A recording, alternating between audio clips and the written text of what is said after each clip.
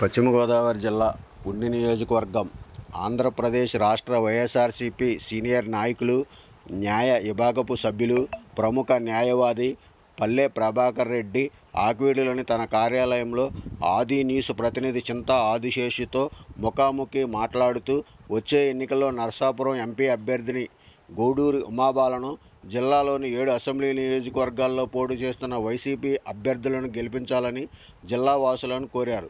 ఈ సందర్భంగా మాట్లాడుతూ ఆది న్యూస్ వారికి, ఆది న్యూస్ వీక్షకులకి యుగాది శుభాకాంక్షలు తెలియజేస్తూ రేపు జరగబోయే మే 13 జరగబోయే పార్లమెంటు అసెంబ్లీ నియోజకవర్గం నుంచి వైఎస్ఆర్సీపీ పార్టీ తరఫున పోటీ చేస్తున్న నరసాపురం పార్లమెంటు అభ్యర్థిని శ్రీమతి గూడూరి ఉమాబాల్ గారిని, అదేవిధంగా నరసాపురం సెగ్మెంట్లో పోటీ చేస్తున్న వైఎస్ఆర్సీపీ అభ్యర్థులు, అసెంబ్లీకి పోటీ చేస్తున్నటువంటి అభ్యర్థులు 7గురిని కూడా అత్యధిక మెజార్టీతో గెలిపించాలని, ఇక్కడ జరుగుతున్నటువంటి రాజకీయ పరిణామాలని గ్రహించి ప్రజలు అర్థం చేసుకుని సంక్షేమ రాజ్యం అందిస్తున్నటువంటి జగన్మోహన్ రెడ్డి గారు తిరిగి ముఖ్యమంత్రిగా ప్రమాణ స్వీకారం చేయనున్నారు. దానికి మనం కూడా ఒక వంతు సాయంగా, ఉడతా భక్తిగా మన నరసాపురం పార్లమెంట్ సెగ్మెంట్లో అన్ని నియోజకవర్గాలు కూడా గెలిపించి జగన్మోహన్ రెడ్డి గారికి కానుక ఇవ్వాలని ప్రజలను కోరుతూ ఈ రోజున ఉండి నియోజకవర్గంలో జరుగుతున్నటువంటి రాజకీయ విచిత్ర పరిస్థితులను దృష్టిలో పెట్టుకుని ఇక్కడ జరుగుతున్నటువంటి రాజకీయ బేరసారాలు, ఈ హార్స్ ట్రేడింగ్ అంటారు. హార్స్ ట్రేడింగ్ అంటే ఒక పార్టీ నుంచి ఇంకో పార్టీ మారడాన్ని హార్స్ ట్రేడింగ్ అంటారు. అదేవిధంగా రఘురామకృష్ణరాజు విజయంలో ఇక్కడ జరుగుతున్నటువంటి లొల్లి అందరూ చూస్తున్నారు. రఘురామకృష్ణరాజు యొక్క వ్యక్తిగత జీవితాన్ని పరిశీలిస్తే అవినీతి మయం అనేది అందరికీ తెలుసు.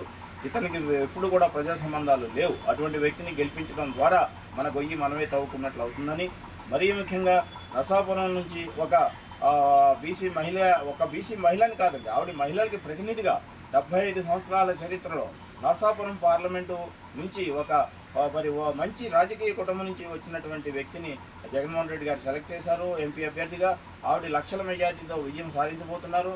అదేవిధంగా 7 నియోజకవర్గాల్లో ఈ ఉన్నటువంటి అభ్యర్థులు అందరూ కూడా, ఈ సిట్టింగ్ ఎమ్మెల్యేలు ఉన్నారు, అందరూ కూడా వాళ్ళు కూడా విజయానికి చాలా దగ్గరగా ఉన్నారు. వాళ్ళందరూ కూడా ప్రజా సంబంధాలు కలిగినటువంటి వ్యక్తులు, ప్రజలకి మేలు చేసినటువంటి శాసనసభ్యులు 7 నియోజకవర్గాల్లో.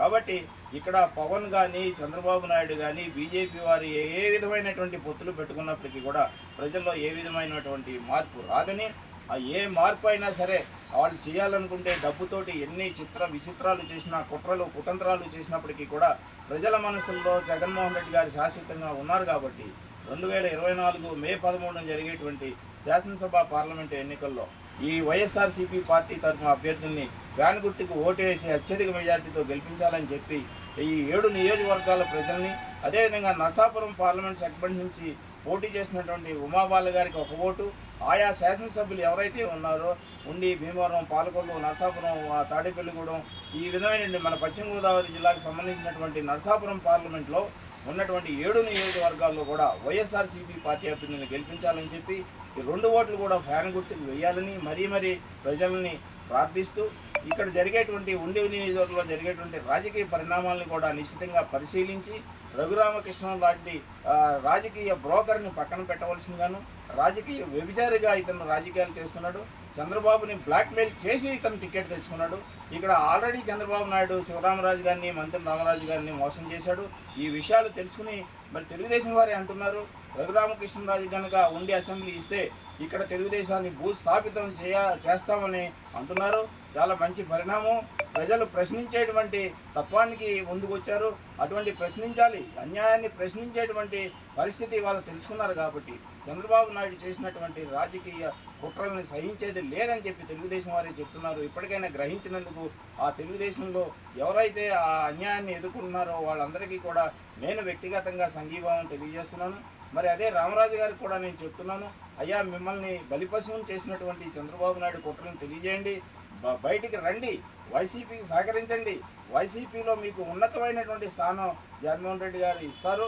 అదేవిధంగా మీరు వైసీపీ అభ్యర్థి అయినటువంటి పివిఎల్ నరసింహరాజు గారి విజయానికి కూడా మీరు కారకులైతే మీ యొక్క రాజకీయ జీవితానికి మంచి పునాదులు ఏర్పాటు చేస్తున్నట్లు అవుతుంది. జగన్మోహన్ రెడ్డి గారు మీకు ఇప్పటికీ కూడా ఎన్ని పనులున్నప్పటికీ కూడా, మీరు ఎన్ని చేయమన్నప్పటికీ కూడా ఆయన మీకు చేసినటువంటి సందర్భాలు ఉన్నాయి. ఈ విషయాలన్నీ మాకు తెలుసు.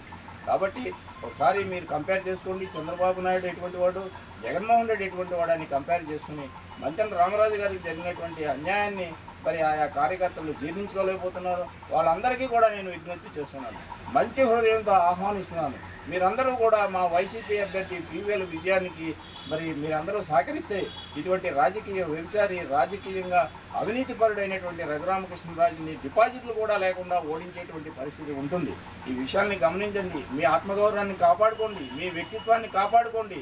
చంద్రబాబు మోసాలకి లోను కావద్దు. ముఖ్యంగా రఘురామకృష్ణరాజు ఉండి నియోజకవర్గం నుంచి పోటీ చేయటువంటి ఉండికి ఉన్నటువంటి మంచి పేరుని నాశనం చేస్తాడని తెలియజేస్తూ, మరి ఈ ఎన్నికల్లో మరొక్కసారి మీరందరూ కూడా విజ్ఞతతో ఓటు చేయవలసిందిగా ఆది న్యూస్ ద్వారా మీ అందరికీ కూడా నేను మనవి చేస్తున్నాను. జై హింద్.